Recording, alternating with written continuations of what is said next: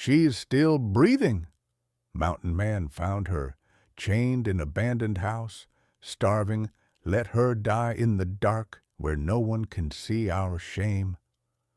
Those were the last words Magnolia Rose Bennett heard from her stepfather before the door slammed shut and the bolt dropped into place. Cold rushed into the abandoned house through the cracks in the warped boards, knifing through her torn dress as the iron chain at her ankle scraped across the splintered floor. Jeremiah Bennett hadn't even looked back at her. He had simply kicked her down beside the rough wooden post, snapped the iron cuff around her swollen ankle, and tugged the chain to make sure it held. Her mother, Martha, had stood in the doorway, fingers twisted in her apron, lips trembling, but silent. "Please, Mama," Magnolia had sobbed, her full body shaking with terror and cold. "Please, don't leave me here. I'll work harder. I'll eat less. Don't look at her," Jeremiah snarled over his shoulder. "You want Eliza to marry that fine, rich gentleman or not? He said he won't take the younger one while the fat one's still around. This is the only way." Martha's eyes had filled with tears, but she stepped back. The door shut. The key turned. Footsteps crunched away in the snow until there was nothing left but the howl of the wind and the frantic pounding of Magnolia's heart. That had been 3 weeks ago. Now, in the dead of winter, 1879, 5 miles outside the frontier town of Pine Creek, Magnolia lay curled on the cold floor like a discarded animal. The once soft curves of her body had sharpened into painful angles. Ribs pressed against skin stretched too tight, and her round face had hollowed, leaving her cheeks sunken and her eyes enormous in their bruised sockets. Her ankle was a ring of raw, broken flesh where the iron had rubbed and bitten into her skin every time she shifted, every time she tried to drag herself toward the trickle of melted snow that seeped through a gap in the roof. The wound was hot and throbbing, streaks of angry red crawling up her calf. The rest of her was ice. Sometimes she dreamed of food, a bowl of stew, a loaf of bread, anything, and woke to the sour smell of mold and dust. Sometimes she dreamed of her sister Eliza in a silk dress, laughing at some gentleman's arm while Magnolia rotted like a secret no one wanted. Tonight, the wind screamed against the crooked walls and snow hissed through the gaps, dusting her tangled dark hair in white. Her cracked lips moved soundlessly as she tried to pray, but even the words had frozen somewhere deep inside her. If you were watching her now, chained alone in the dark, starving because her own family chose reputation over her life, where in the world would you be listening from? Her vision blurred. The shadows seemed to sway. Somewhere beyond the howling wind, she thought she heard it. A heavy step in the snow, then another. The rusty hinges of the front door groaned. Light knifed into the darkness as the door was shoved open, and a massive silhouette filled the frame, snow swirling around broad shoulders and a fur-lined coat. The mountain man had found her. For a moment, Magnolia thought she was hallucinating again. She'd heard footsteps before, phantoms of hope her starving mind invented, but this time the footsteps were too heavy, too real. Snow tumbled off the man's coat as he stepped inside, shaking off the storm like it was merely an inconvenience rather than a force that had nearly buried the mountains that night. He raised a lantern, and warm golden light spilled across the rotting walls and onto her small curled body. Magnolia blinked, flinching as the brightness stabbed into her eyes. "What in God's name?" the man murmured, his voice low, rough from years of silence and cold air. Caspian Thorn had come looking for shelter, a simple cabin he remembered from a hunt years before. Instead, he found her. The sight hit him harder than the winter wind outside.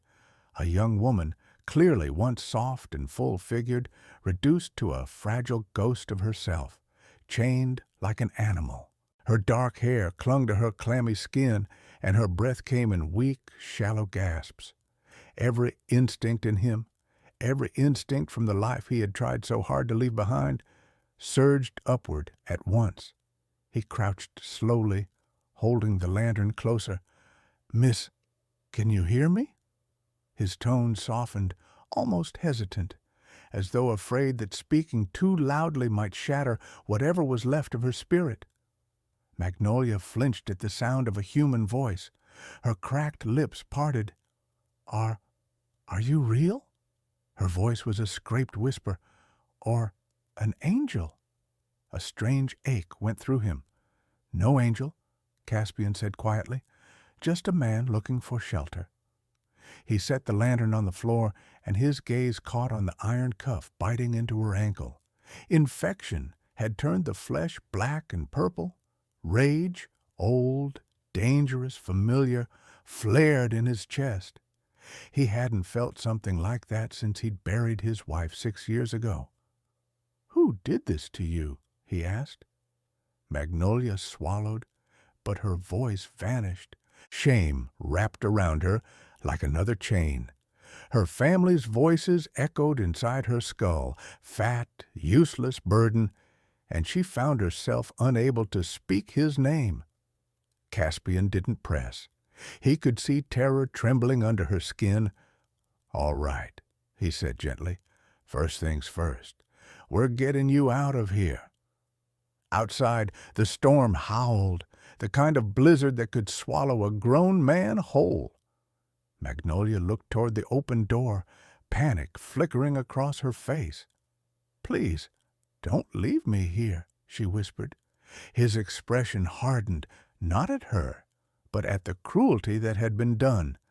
"I'm not leaving you," he said. "I'm taking you with me." He pulled a hatchet from his belt. The metal gleamed as he lifted it. Magnolia tensed instinctively. "No, not for you," he reassured her quickly. "For the chain." He gripped the iron links and struck. Sparks snapped. The cabin rang with each blow. Magnolia squeezed her eyes shut, waiting for the world to collapse. Finally, the metal snapped apart with a jarring crack. Caspian tossed the broken length aside and knelt again. The moment he touched her, he froze. She was cold, far too cold, like snow packed beneath skin. He slid off his heavy fur coat and wrapped it around her small form. The coat swallowed her completely. When he lifted her, she weighed almost nothing. For a woman who had once been full and round, it was terrifying. Her head fell weakly against his chest. Why help me?" she whispered. "Because no one deserves to die alone in the dark," he said simply. He stepped into the blizzard, shielding her with his own body. The wind tore at them, snow blinding and merciless. Every step was a fight, but he never loosened his grip. Halfway through the storm, Magnolia's eyelids fluttered. If you take me back, they'll kill me." He tightened his hold. "I'm not taking you back anywhere near the people who did this." Her breath hitched, a soft, frightened sound, but then her body relaxed against him, as if accepting safety for the first time in her life. "Rest," Caspian murmured, bending his head to shield her face from the wind. "I've got you." Behind them, the abandoned house disappeared beneath swirling snow, swallowed by the night.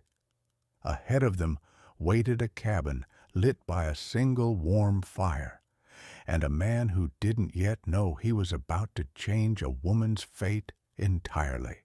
The storm clawed at them with a fury that would have driven most men to their knees. But Caspian Thorn was not most men. His boots punched through drifts nearly to his shins, each step a battle against the weight of snow and the biting wind. Magnolia felt like a fragile bird in his arms, light, trembling, cold enough that he feared he might lose her if he stopped even for a moment.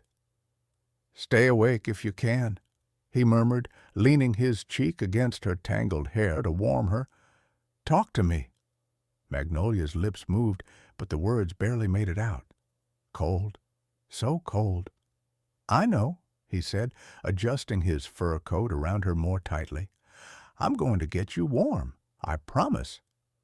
The promise was a simple one, yet he had never spoken words with more conviction. Ahead, the mountain loomed like a wall of white. Pines bent under the weight of snow, their branches cracking in the wind. Caspian knew every inch of this land, every hidden path, every dip in the terrain, every ridge that could shield a man from the worst of a winter storm. It was the same knowledge that had kept him alive during the darkest years after losing his wife. Tonight, it might save Magnolia. Her breath warmed his chest in weak, short bursts. Not enough. Far from enough. "You have a name?" he asked, hoping to anchor her to consciousness. "Magnolia," she whispered. "A good name," Caspian said softly. "I'm Caspian." "Why? Why help me?" she murmured, her voice drifting like snowflakes. "Because you deserve to live," he answered simply. The path narrowed, forcing him to climb over a fallen pine. Magnolia whimpered softly as her injured leg shifted, and Caspian paused, holding her tighter. "You're all right," he said, his jaw tightening. "I've got you." He pressed forward. By the time they reached the frozen creek, the sky had turned from black to a bruised gray. Dawn was still hours away, but the storm had thinned enough for him to see the faint silhouette of his cabin through the trees, a small structure with smoke trailing weakly from the chimney he had banked earlier that morning. Nearly there. Magnolia stirred again, her voice barely audible. If you hadn't found me—" "Don't think about that," Caspian said quickly. "You're safe now." Safe. She tasted the word as if it were something foreign, something she had never known. He carried her across the creek, stepping from stone to keep from slipping, but halfway across, Magnolia's fingers clawed weakly at his coat. "Wait. The water. I hear water." "Just the creek?" he said gently. "No." She struggled to focus. I thought it was angels. Calling me." A tightness squeezed his chest.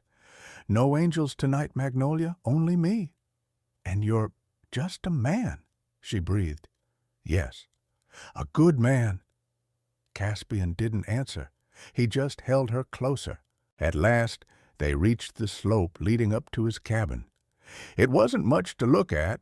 Rough-hewn logs, a stone chimney, a porch half buried in snow. But to a half-dead woman, it could just as well have been paradise. Caspian kicked snow off the steps and shouldered the door open. A rush of warm air greeted them, fragrant with pine smoke. He moved directly to the bed tucked beneath the window and lowered Magnolia onto the blankets. She gasped as the warmth touched her skin. "It's warm." "Yes," Caspian said, pulling another quilt over her. "I keep it that way." "Is this your home?" she asked weakly. "It is." He knelt beside her. "And now it's your refuge." Her eyes shone with confusion and something else, a fragile, desperate hope she didn't dare believe in. Caspian stood and moved quickly, lighting more lanterns, stoking the fire, heating water. Everything he did was efficient, deliberate, purposeful, like a man used to surviving by preparation and instinct. But every few seconds, his gaze drifted back to Magnolia, as if to make sure she was still breathing. When he returned to her side with a steaming cup, He slid an arm beneath her shoulders, lifting her gently. "You'll need to drink slow," he warned, touching the cup to her lips. The warmth shocked her throat, and she coughed. Caspian steadied her until she managed another sip, then another. Her trembling eased. Her eyes fluttered open, and she looked at him fully for the first time, at his broad shoulders, the shadowed angles of his face, the storm-swept hair falling into cold gray eyes that seemed carved from winter itself. "You saved me," she whispered. "Not yet," he said, his voice rough but quietly certain. "But I will." Outside, the storm continued to rage, but inside, the cabin glowed softly, fire crackling, lantern light warm and golden, like a sanctuary carved out of the heart of winter. Magnolia closed her eyes, and for the first time in weeks, she let herself believe she wasn't going to die. The cabin breathed warmth into Magnolia's frozen bones, but her body was still a battlefield of pain and exhaustion. Caspian moved around the room with quiet efficiency, placing a kettle near the fire, laying out folded blankets, fetching the jar of salve he'd made from pine resin and bear fat during the fall. Magnolia watched him through half-lidded eyes. He moved like someone used to silence, someone who carried his grief not in words, but in the steady rhythm of his hands. Every so often he glanced at her as if checking that she really was there and not just some apparition conjured by the storm. When he returned to her bedside, he set a bowl of warm broth down and knelt. "We need to tend your leg," he said. "It's infected. Badly." Magnolia swallowed hard. The shame of the filthy wound, the stench she herself could smell, it made her want to disappear beneath the blankets. "You don't have to," she whispered. "I do." His voice was low but firm. "If we don't clean it, you might lose the leg, or more." That fear overrode her embarrassment. Magnolia nodded weakly. Caspian's touch was gentle but sure as he soaked a cloth in warm water and laid it over the swollen ankle. Pain flared sharp, making her wince. "Easy," he murmured. "Breathe with me." She tried.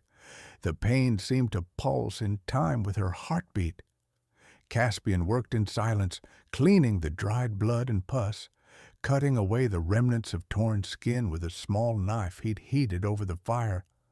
Magnolia bit her lip until she tasted copper, tears sliding silently down her cheeks.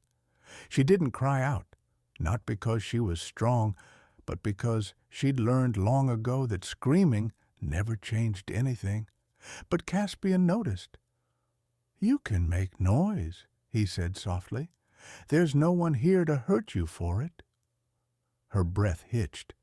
She didn't know how to respond to kindness spoken so simply, as if it were obvious. When he finished applying the salve and wrapping her leg in clean bandages, Magnolia looked at him with exhausted gratitude. "Thank you," she whispered. I don't know why you're doing all this." Caspian sat back on his heels. "Because you need it. Because someone should have done it long before I ever found you." Her chest tightened. No one had ever said something like that to her, not without resentment lurking beneath the words. "Try to eat a little," he said, lifting the bowl. Her hands trembled, so he steadied the bowl and fed her small spoonfuls. Warm broth slid down her throat, sending ripples of heat through her empty stomach. After a few sips, she shook her head, overwhelmed. "That's enough," he murmured, placing the bowl aside. "More later." He helped her lie back, pulling the quilt up to her chin. Magnolia's eyes fluttered shut, but the quiet inside the cabin felt new, safe, strange. She opened them again slowly, studying the room, the stone hearth, the shelves lined with jars of herbs, the sturdy wooden table polished smooth by years of use, the single bed she now lay in. It was a lonely man's home, but a cared-for one. "This is a nice cabin," she whispered. He shrugged. "It's enough for one man." "It's warm," she said, her voice almost childlike in wonder. "It's meant to be," he replied. "Winter's not a season to fight unprepared." She hesitated. Do you live alone?" "Yes." The word was simple, but in it she heard a weight she didn't understand yet. Caspian stood and returned to the fire, stirring the pot on the hearth. Magnolia watched him. Something about the way he moved, careful, distant, carrying some invisible burden, made her want to understand him. But her eyelids grew heavy, and sleep claimed her before she could form the question. Magnolia woke hours later to the smell of meat roasting, her stomach cramped with hunger, reminding her that she hadn't eaten properly in weeks. Caspian sat at the table sharpening a knife, the rhythmic scrape of metal on stone oddly comforting. When he heard her stir, he turned. "You're awake," he said, standing. "Good. You need to eat again." She tried to sit up on her own, but struggled. Before she could protest, Caspian was beside her, sliding an arm behind her back to lift her gently. "I can try." "I know," he said, "but let me help." She swallowed her pride. Letting him help was easier than fighting it. He brought a plate with thin slices of roasted venison and soft-boiled potatoes. Magnolia picked at her portion slowly, her body still adjusting to food. Caspian watched her, not with impatience, but with quiet attentiveness. He never told her to eat more. He never commented on how little she could manage. He simply waited. After she ate, he gathered the dishes and washed them, his movements fluid and practiced. Magnolia looked around the cabin again. She noticed small things: the neatly stacked firewood, the mended blanket draped over the chair, the polished handle of the kettle. This was a home held together by a man who relied on routine to keep the ghosts at bay. "Do you want me to help?" Magnolia asked suddenly. Caspian turned, a faint crease forming between his brows. "You can barely sit upright." "I know," she said softly, "but I want to feel like I'm not a burden." His expression shifted, just a flicker, but she caught it. Pain? Recognition? Something deeper. "You're not a burden," he said quietly. "You're a guest, and you're healing. That's enough." The words sank into her like warmth. She looked down at the quilt, blinking hard. Caspian noticed, but he said nothing more. Days passed.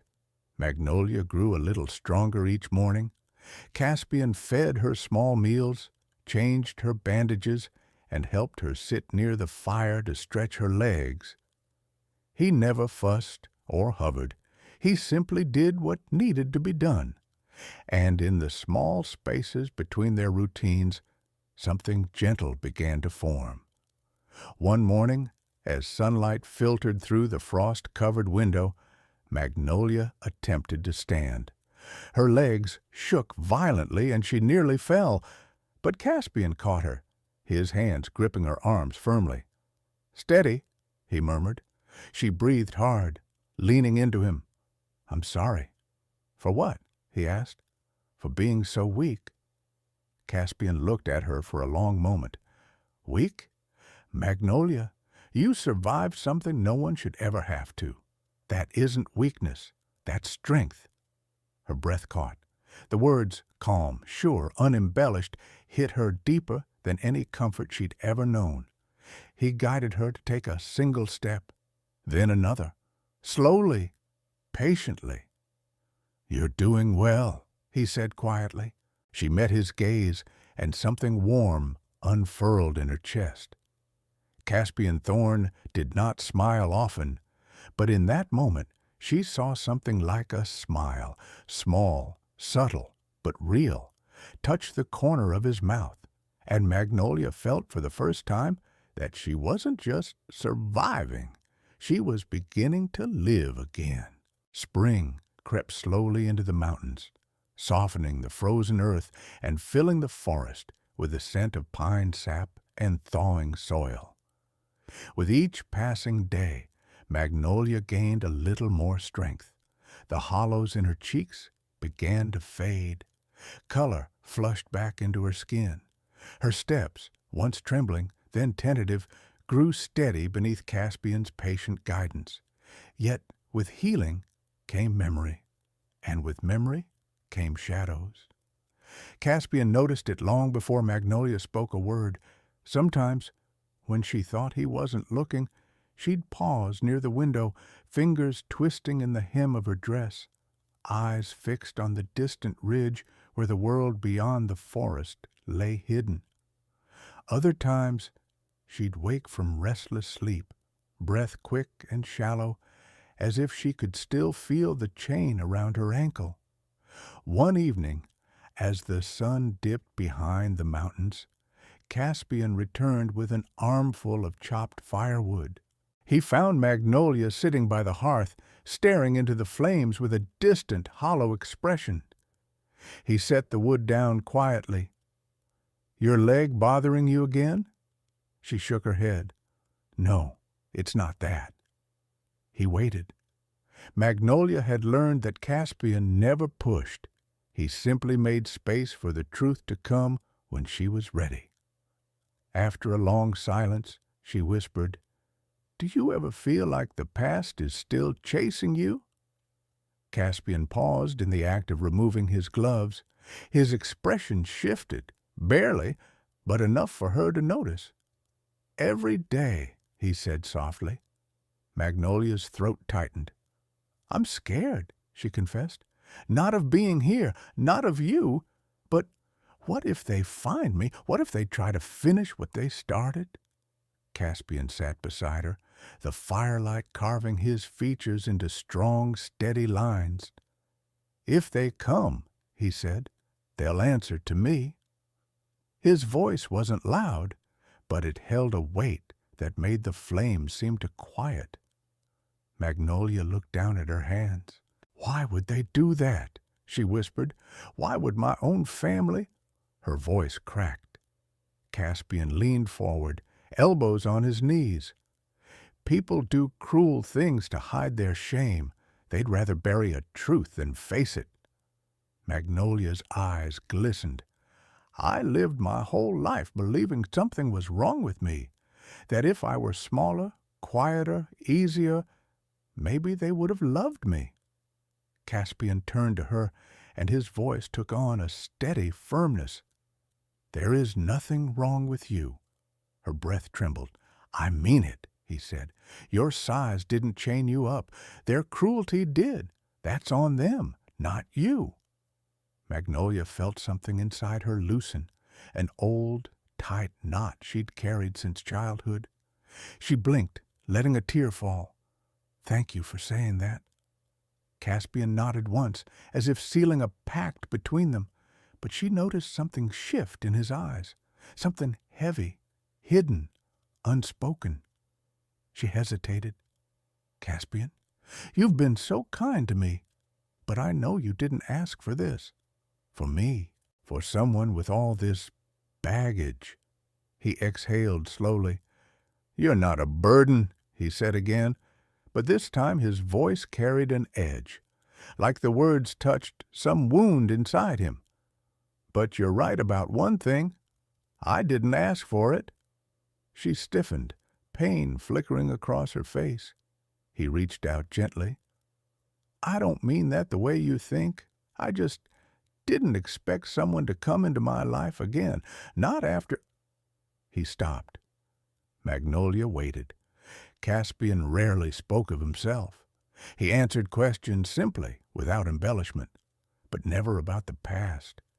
Tonight, though, the fire crackled softly, and the room felt like a place made for truths. He stared into the flames. "My wife," he said quietly. "Eleanor. She died 6 years ago. A horse threw her. She was carrying our child." Magnolia pressed a hand to her chest. "Caspian, I'm so sorry." He nodded once, a small, tight motion.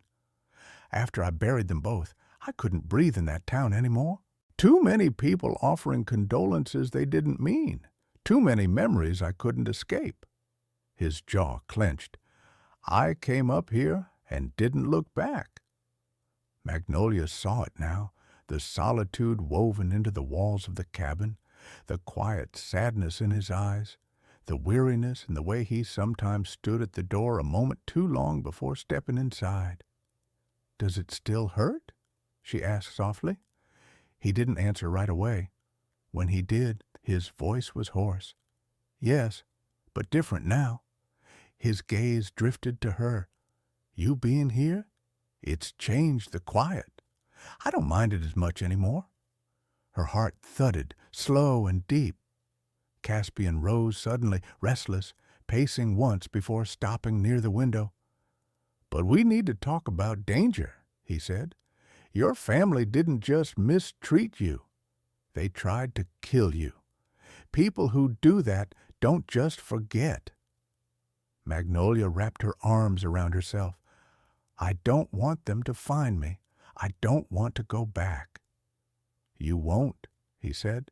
"But if they come looking, I need to know everything, every detail, who was involved, who might want you gone." She swallowed.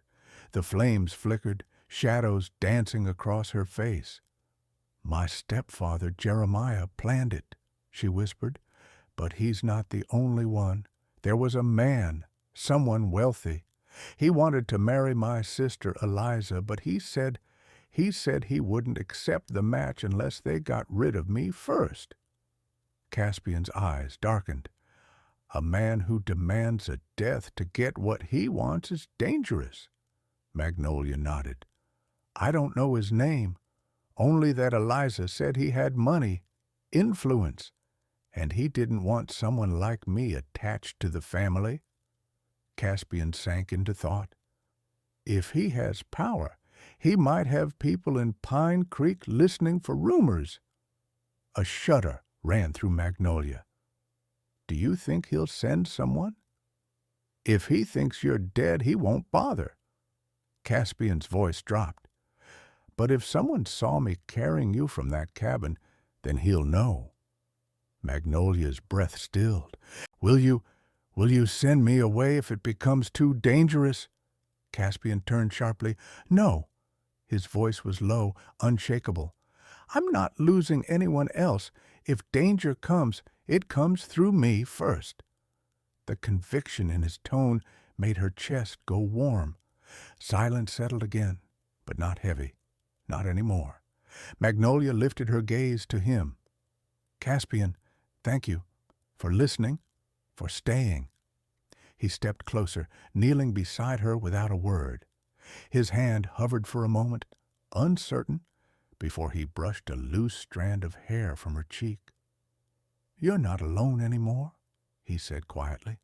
"Not while I'm breathing." Magnolia closed her eyes, leaning into his touch. But somewhere deep in the valley below, beyond the ridge, a figure in a dark coat stepped off a stagecoach and asked the townsfolk a simple question. "Has anyone seen a girl named Magnolia Bennett?" The first sign of danger wasn't a gunshot. It wasn't shouting or horses or the crack of branches under heavy boots. It was silence.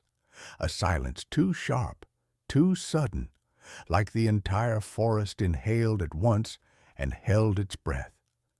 Caspian noticed it immediately. He was outside splitting firewood when the birds stopped singing. Even the wind seemed to fade. He straightened slowly, the axe hanging motionless in his grip. Years of tracking, hunting, and surviving alone had honed his instincts to a razor's edge. Someone was near. He set the axe aside and reached for the rifle leaning against the cabin wall, an old but well-kept Winchester. Magnolia, inside the cabin kneading dough with clumsy but determined hands, didn't see the change in his posture, but she felt it when he stepped inside. "What is it?" she asked, wiping flour from her fingers.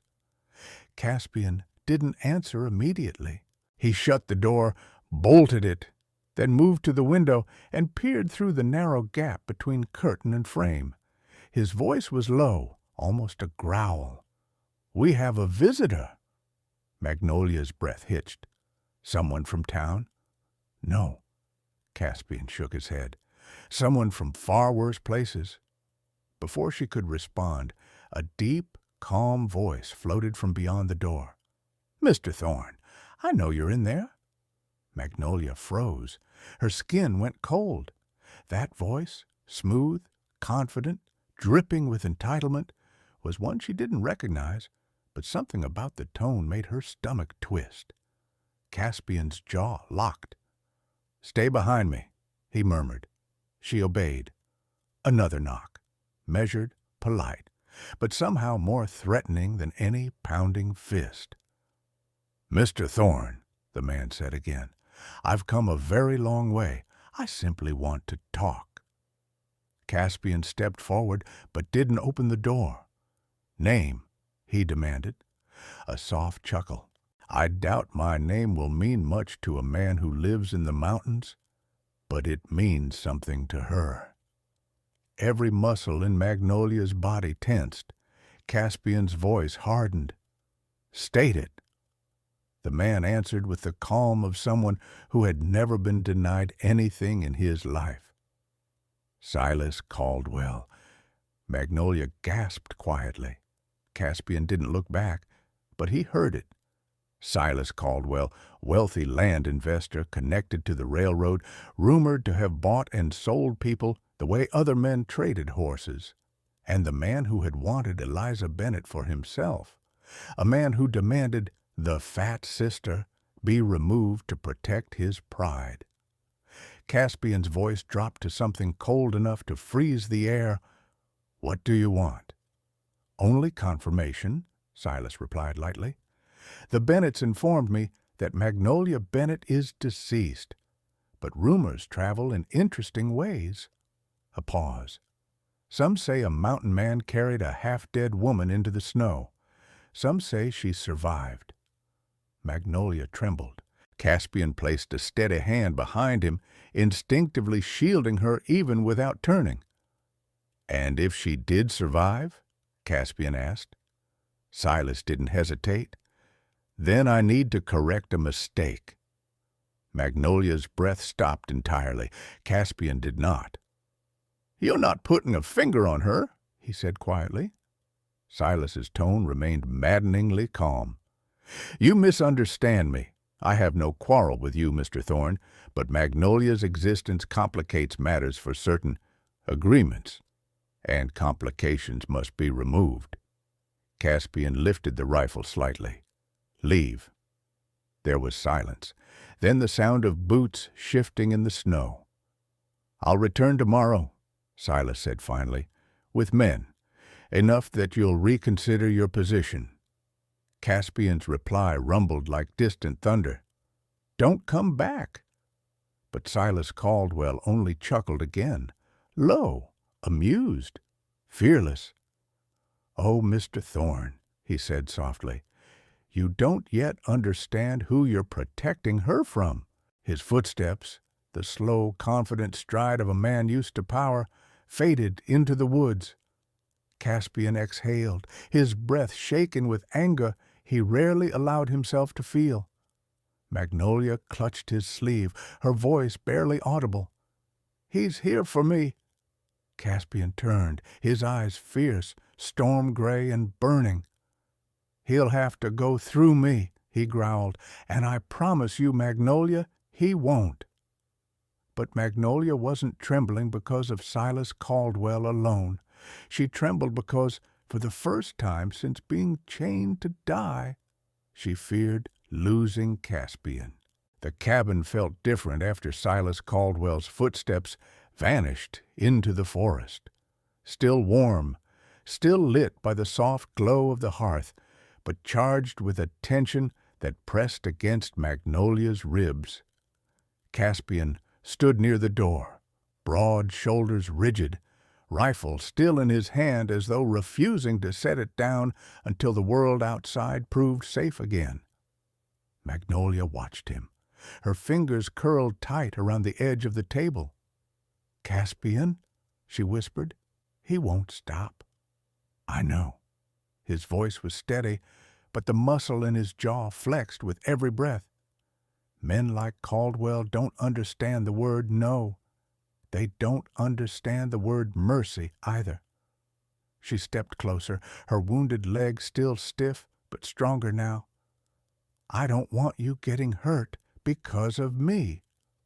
He turned sharply, as if the idea itself offended him. "You're not the cause of this." He set the rifle aside and crossed the room to her, stopping so close she could feel the heat radiating from his chest. "Your life is worth protecting." Her throat tightened. "Even if it means fighting men with money, with power." Caspian's gaze didn't waver. "I've fought worse things than wealthy men, and I've lost more than they'll ever know." He paused, lowering his voice. "But I will not lose you." Magnolia felt tears burn behind her eyes. "You act like I matter."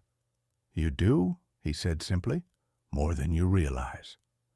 Outside, the wind whispered through the pines, brushing against the cabin walls. Caspian gently guided Magnolia toward the rocking chair near the fire, the one he usually kept for himself.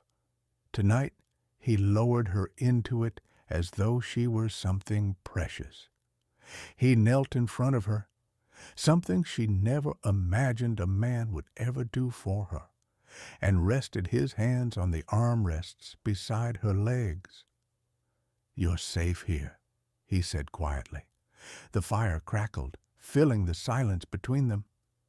"If you want to leave tomorrow," he continued, "I'll take you anywhere you choose.